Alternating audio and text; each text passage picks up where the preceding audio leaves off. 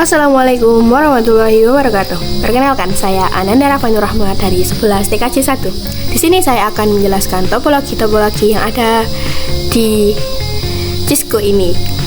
Dari topologi yang paling sederhana hingga topologi yang agak rumit dalam konfigurasinya.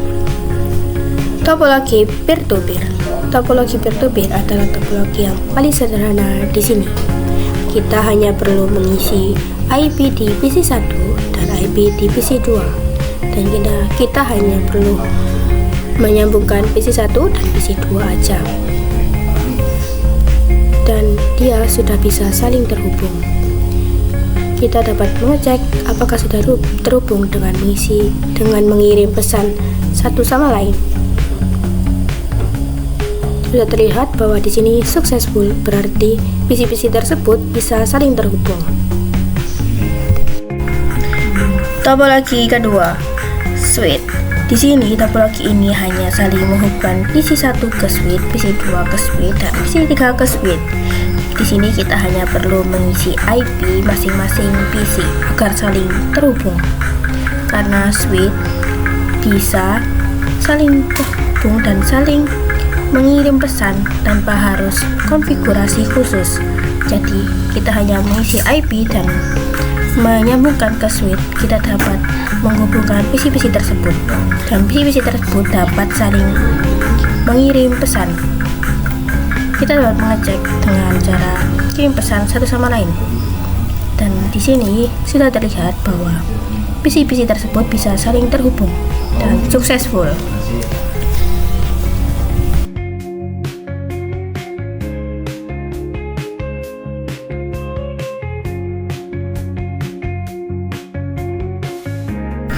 Switch VLAN. Switch VLAN digunakan untuk membagi jaringan.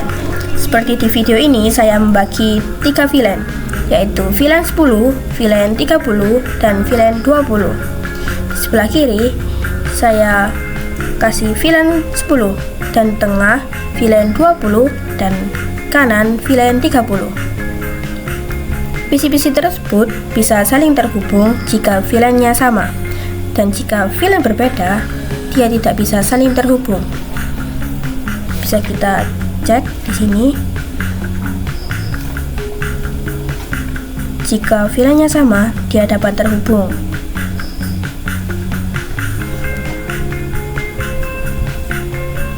Terlihat sudah successful.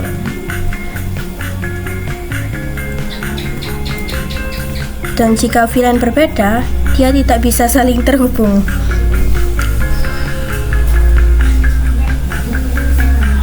Lihat di sini, violet. Jadi, jika VLAN-nya berbeda, tidak bisa saling terhubung. DHCP server. DHCP server tugasnya memberi IP otomatis ke semua perangkat yang tersambung. Jadi, PC-PC tersebut mendapatkan IP dari server yang sudah dikonfigurasikan. Jadi, PC-PC tersebut mendapatkan IP otomatis dari server. Contoh-contohnya seperti ini. PC-PC tersebut mendapatkan IP DHCP.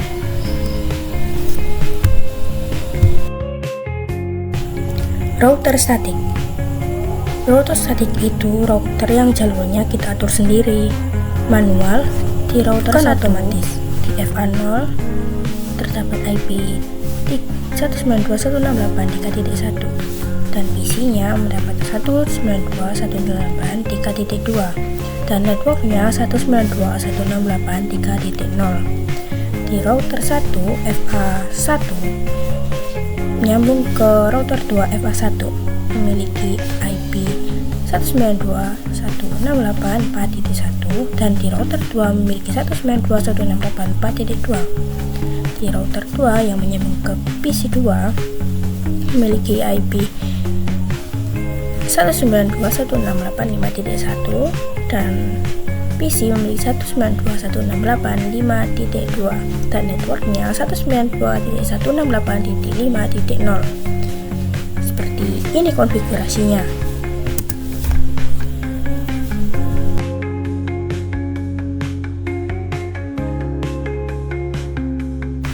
Setelah itu bisa kita cek terhubung atau belum dengan cara mengirim pesan.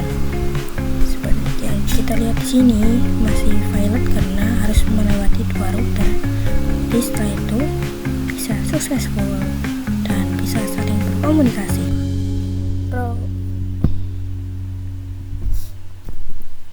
Dynamic RIP, router yang memakai protokol RIP untuk cari jalur ke jaringan lain secara otomatis. Jadi router on RIP itu nggak perlu dikasih router manual. Contoh konfigurasinya seperti ini. Jadi yang hanya dimasukkan di dalam konfigurasi ini hanyalah network yang ada di PC dan routernya. Setelah itu kita dapat mengecek apakah sudah saling terhubung dengan mengirim pesan.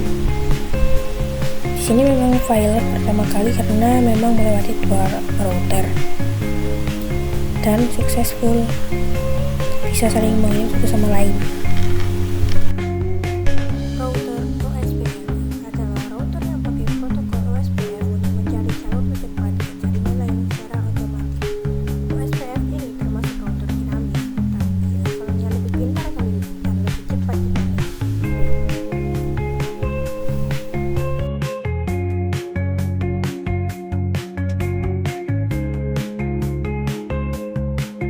Jadi di sini kita hanya perlu menambahkan network yang ada di perangkat tersebut.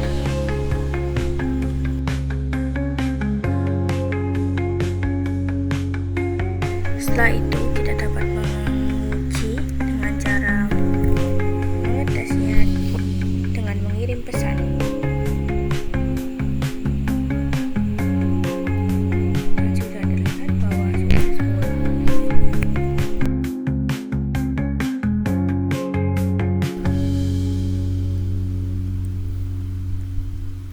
DIGRP, protokol routing dinamis buatan Cisco yang lebih pintar, cepat, dan efisien dibanding RIP dan lebih gampang dikonfigurasi dibanding OSPF.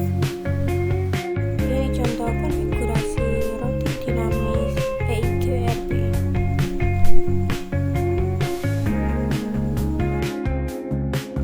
Setelah itu kita cek apakah sudah dapat terhubung, dan ternyata sudah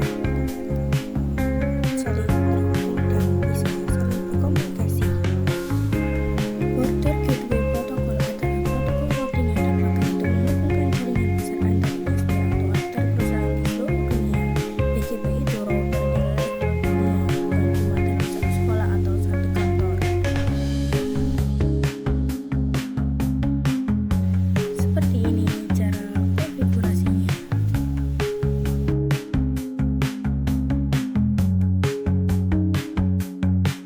Setelah konfigurasi, kita dapat mengecek melalui saling mengirim pesan. Dan di sini yang kedua successful karena melewati 2 router. Routing interVLAN. Routing interVLAN ini dibagi menjadi 3 VLAN. Yang kanan VLAN 30, yang kiri VLAN 10, dan yang tengah VLAN 20. Routing interVLAN itu meskipun berbeda VLAN, dia tetap bisa saling terhubung. Jalannya seperti ini. Meskipun sama VLAN juga bisa terhubung, tetapi beda VLAN juga bisa terhubung.